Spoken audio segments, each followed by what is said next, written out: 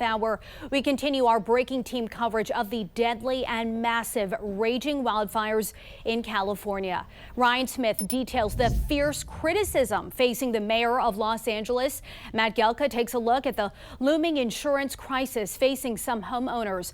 But first, our live team coverage starts with reporter Leigh Waldman, who joins us now from the Pacific Palisades. And Leigh, as we've been watching, everyone can clearly, just looking behind you, see the devastation. What is it like at this moment as those wind speeds pick up?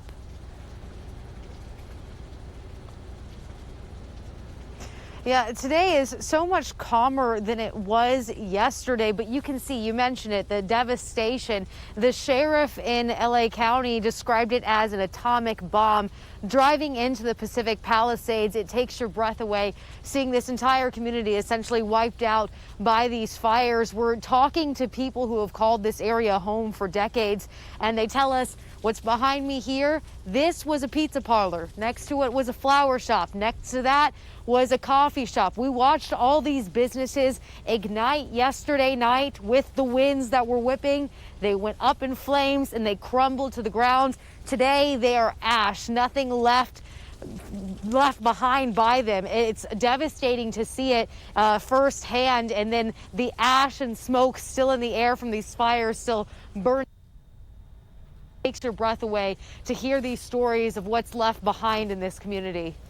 Home after home, block after block, just gone. Heartbreaking. Have you spoken with any residents who waited or were lucky enough to get out, who came back today?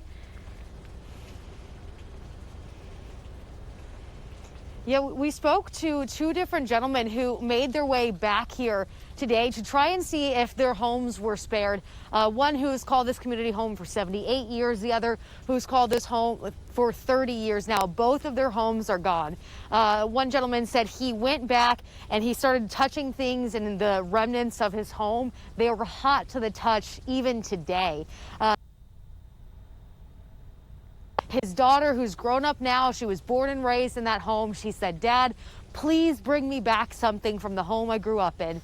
And he waited a long time to evacuate, only left with a backpack and his dogs because he waited too long to evacuate. He tried to bring her back something. There was nothing left of his home to bring her back. He said he had no more tears left to cry when he was talking to us, but he said it just took his breath away. He was taking video for his neighbors and had the same story to tell all of his neighbors. Their homes are gone, just like these businesses here. Heartbreaking, surreal, just so tough to process. Leigh Waldman reporting from the Pacific Palisades. Thank you for your reporting and stay safe.